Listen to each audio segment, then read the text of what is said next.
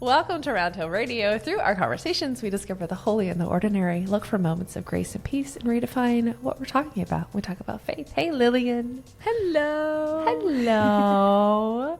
So this is actually, I think this is the first time I am remote filming from in the podcast studio. Yeah. I mean, you look very professional. Thank you. I feel like I'm in my house, but I like your lace window covering, door covering situation there.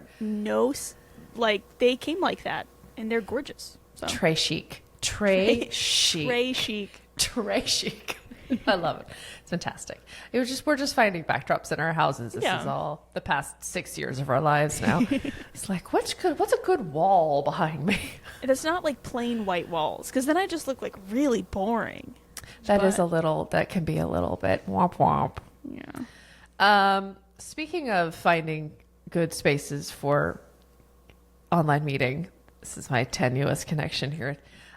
We had our first, what we're lovingly calling very first, snow church this past Sunday. Snow church is better than no church. It's just so good. It's just so good. It made me so happy. When our amazing Linda was like, snow church is better than no church. I said that. You said that? I'm taking credit for that one. I love it. It does admittedly sound like a Linda thing because she is as clever as you about these things. Probably more so. But I just happened to snag that one first. So for people who watch along, we switched from a pre-recorded service to a live stream service. Yes. And we decided, and we decided 5.5 years. We chose the best timing ever because within a month, we've had 2 weeks of canceled church in a row. 2 in a row. And then didn't we have one prior to? Have we had 3 weeks total of canceled, I think? The first one that was canceled was the Christmas pageant. Christmas pageant got postponed. Right. We did have a pre-tape for that. That's what it was. Have a pre-tape for that. And then we've had 2 in a row in January. And so our first one, we kind of just had, canceled church. And then when we found out there was going to be a second one, we were like, I miss everyone. I miss everybody. I'm like, oh, right. I have an amazing choir. I miss my choir. I miss all the people. And we were, there was lots of conversation about because previously for 5.5 years, if we had to cancel church, which we haven't as much as we've had this year, we had the pre-tape, which was great. But now that we're doing the live stream, which the whole purpose of the live stream for us was this idea of really creating the feeling of one community instead of the online people who get one thing and the in-person people who get kind of a slightly different version, and the music they get, the online community gets the music that's happening that day, and they get the actual prayers that are happening that day. And it just kind of creates this whole togetherness feel that the pre-tape was great because it really had that one-on-one worship experience, but we didn't quite have the community part down. So we pivoted, and I think it's going really well. But like you said, we were like, we miss our people. And so we were like, okay, what will get some, not all of the same feeling of church, but some of the same feeling of church. So we did our first kind of Zoom part. It ended up being like a part worship service reflection, part conversation, and then we finished off mostly talking about soup. Everyone was eating soup that day. Everyone was eating soup because that was the sort of coffee hour conversation was like, what are you guys cooking? And it was 6 different kinds of soup. It was like 90% soup. It was a lot of soup. Which turned out for the I record, was like looking out the window the whole time, and the snow was just like cascading down, and I was like, it is a day for soup. It was like quintessential soup day. Ours turned out great, by the way, in case you're asking. Wondering. We had chicken soup. What flavor of chicken soup? Oh. Gus made like a real chicken soup, like quintessential. With noodles, with rice, with... He did like a... Dumplings? Oh, that would have been good. No, he did he's too Greek for that. He doesn't do that. Right. But he does like a just like a simple noodle situation. And sometimes when he's feeling very Greek, he puts in lemon, a lot of lemon, and like egg in a way that like it just sort of thickens it. This is avo lemino soup, which if you've ever had Greek food is like insane. So welcome now to that Round we've Hill also Radio, talked where we about talk soup. about food in the ordinary. We talk about God and soup. Hey man, I know a lot of us that have had some we should have sacred experience in soup. Future episode. We will talk just about food and holiness and worship and food. That's next week maybe. I love that. I think it's a great idea. Great. But this There's week, so much mention of food in. we have to save it, Leslie. We have No, to but save. I'm so excited. This week, in light of our Zoom gathering, Yes. and in light of when people were showing up, one of the things that they said was they were like, I really needed to come to church this week. Mm-hmm. And I think that in the light of all that is happening in our country and in our world, I have been around a lot of people more than ever just really craving connection with other human beings. And so I kind of wanted to talk a little bit about the importance of gathering together with people and having like real conversations, seeing real people and their faces, and like kind of what role that has in our culture now, in our society now, and yeah, talk about that a little bit. I want to also add to our agenda. Yeah. I would love to discuss. I'm putting this label on you, and you can tell me if you own it or not. Of what it is to be an introvert, and also be in community. Because I am not, to the surprise of nobody. I am extremely extroverted, and I realized through COVID that I need time with people. Yeah. For my mental health on a really fundamental level. Yeah. Like I got very melancholy is a really good word for how I felt. It was during COVID when I just couldn't see people, and even like Zoom didn't really, I mean, it did some, it helped, but it just wasn't the same. Like we all know that. And so I don't think I had not realized it on such a visceral level until I was like, they were like, you can't be around anybody. And my body was like, no. Yeah, it was like someone taking away my caffeine, basically. Yeah. I think that that's really important, is like kind of the ways I would call myself an introvert much more than, and I have a very different relationship with like being around people, but it is equally, though in a very different way, critical to my well-being and my mental health. Okay, so what's the different way? So I know when I think of extroverts, there are two people who spring to mind. One of whom is a dear friend of mine who, a few years ago, there was like a period of time where his girlfriend was out of the country, and he needed like multiple people a day, like multiple activities, and like he was like talking to me, and I was like, I do not understand. Like, yeah, I saw one person today, but like I think that was in the morning, and I think I need someone else in the afternoon. And I was like, are you well? No, it's called being an extrovert. And the other person is my fiance, who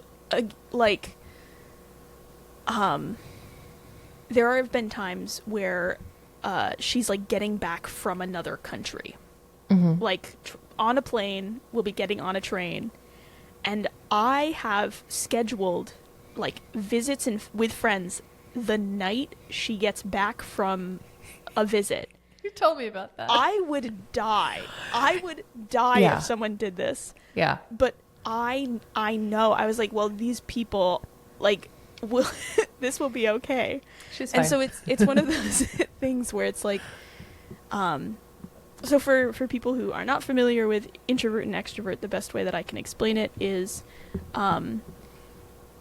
where you gather energy from. So in general, if you are exhausted, do you gather energy from being around people, either, you know, friends or like sometimes strangers, or do you gather energy from being alone or with like a very small group of people? Yeah. So the best way I can often explain it is it's end of a long week. It's a Friday. Yeah. You're exhausted. Do you want to go hang out with your friends and like have a game night or a party or like something, or do you want to just go home and hide? Yeah. And I am of the introverted. I want to go home. I want to go home hide so badly. You're like, someone find me my pillow, please. And so, I mean, I have a job where my job is to like, you know, talk to people mostly and other stuff. Be around people. And so as an introvert, I often have to kind of push myself to do things with other people, but I also, there is a certain kind of reassurance and like a social need, even though it, I don't know, kind of like eating your vegetables or something, like even though I know that it will take energy, if I neglect that part of myself, I will feel it. In the same way that, like, if I don't go for a walk every day or if I don't start exercising, like, my body will feel it and I will be, like, more tired, a little more hopeless. Whereas when I intentionally spend time with people, it is filling that social need, that need for community. And so I think that there's a lot of kind of interesting ways that our society has changed in the last 150 years that changes the way that we approach community and approach other people, which I like the internet, but also I think I've talked about this on the podcast before. Something that like boggles my mind is if you used to want to hear music, you needed to be with other people. If you wanted to see a movie, you needed to be with other people in the same space as someone.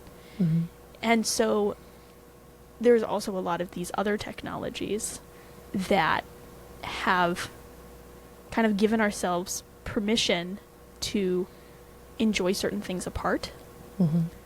But there's a lot less natural ways for people to integrate with each other, so you have to be a lot more intentional about forming connections and forming community.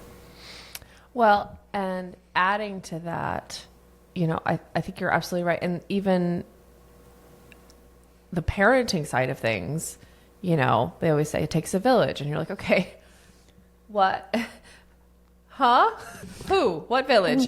You know, and it's like that when it used to be so natural, and there was an actual village, and there was like it was all very natural, and now you have to work really hard at it, and especially when they're itty bitty. Yeah, and people. The other thing, love it. People move far more than they used to, and families generationally separate far more than they used to. So now, like, more than ever, you'll be like, oh, well, my parents live in, I don't know, Illinois, but I live here. Yeah. So you have this separation. And then if you move to a new area, it is so difficult to make connections. And you're speaking of like, oh, as a parent. But even if you are a parent, there are ways you will make connections with people, like in the once school they go line, to school. Once they go to school. Yeah. Or you can go to like parent-specific events. Sure. Whereas like you're in the weird gray area where it's like, what do I do? There's not like, because you're not single, so you're not going to go to a singles thing, and it's like, what? And it's one of those things, because when you're in school or when you're in grad school, like there are built-in social events. That was the best part. When you're a parent, there are built-in social structures for you. Yeah, that's true. But there's between, like when you're in your, like between school and having children, if you decide to do so, or if you're a person who either does not have children, or something that I have seen is this growing need for people whose children are adults or, you know, in college, and they're not seniors, so they can't go to a senior center. Right. And if they don't already have a strong network of friends, Right. where does someone who is in their 50s and has adult children, like, where do they meet people? Right. And like, it's a very, our society has forgotten how to have community in so many of these ways, and I think that it does contribute to a lack of understanding and a lack of empathy between people. Yeah. And to the kind of stark divisions we have, where it's easier to dismiss someone outright when you are not on the same softball team or going to the same pottery class or in the same choir. Yeah. It's that, like, it's almost that, like, exposure, right? The fact that we when people are in our world are representative of different groups and different identities, we can more easily humanize those identities by being like, oh, that's like my friend Sarah, or that's like my friend Joe, or whatever. And it gives us that thing. But if we're not being exposed to people of different ideologies and theologies and all those different wonderful things that make the world so diverse and beautiful, and it's really hard. And experiences. Yeah, absolutely. Or if you're only seeing a very curated view or a very biased view of what something looks like. Yeah, it just doubles down on our own bias, doesn't it? And I think that the, like, humanization and dehumanization is one of the most dangerous things for a society in general, especially in terms of slipping towards a really dark place. Sure. A really dark place in terms of what kind of crimes and cruelty is possible. That first step is always the dehumanization of others. Yeah. And not seeing them as human beings, not seeing them as worthy or deserving of rights and protections. Because it's easier to let something happen to someone when you don't see them as a person anymore. But I think that when you're able to, something that I have talked about kind of a lot recently is, like, when you see someone as not only their face, not only their name, but, like, someone with, like, a favorite color and a favorite person and a favorite food and a memory and that they think of all the time, and someone with sorrows and pain, it's much more difficult to allow them to be taken advantage of or destroyed or... That's beautiful. Yeah. I love that. There's so much about this that I think is so important. And I think, you know, churches and organizations similar have an opportunity to become places of gathering, to become places of shared humanity. Yeah. Where we can look at each other and acknowledge and love each other and accept each other, which feels like the most baseline thing we can do. But it's a place to start, right? Yeah. I don't know. It's a lot. I feel like there is so much more I want to say, but I'm also very aware of the time as this podcast goes on. Well, we can keep talking another time about it. And we would love for you, dear listeners, to share your thoughts. We want to hear from you very, very much. So give us a shout on Apple Podcasts or wherever you get your favorite podcasts, or this will be on social media in various forms. And we'll continue this conversation. This definitely is one that's going to be on multiple platforms in multiple places, because if we can't talk about this, what can we talk about? If we shouldn't be talking about this, what should we talk about? You know what I mean? Like, this feels sort of fundamental right now. Yeah. So I really appreciate you leading us there, Lillian. And I appreciate all of you for joining us here at Roundhill Radio, which is brought to you by the friends, members, and loved ones of Roundhill Community Church. For more information, please visit roundhillradio.org.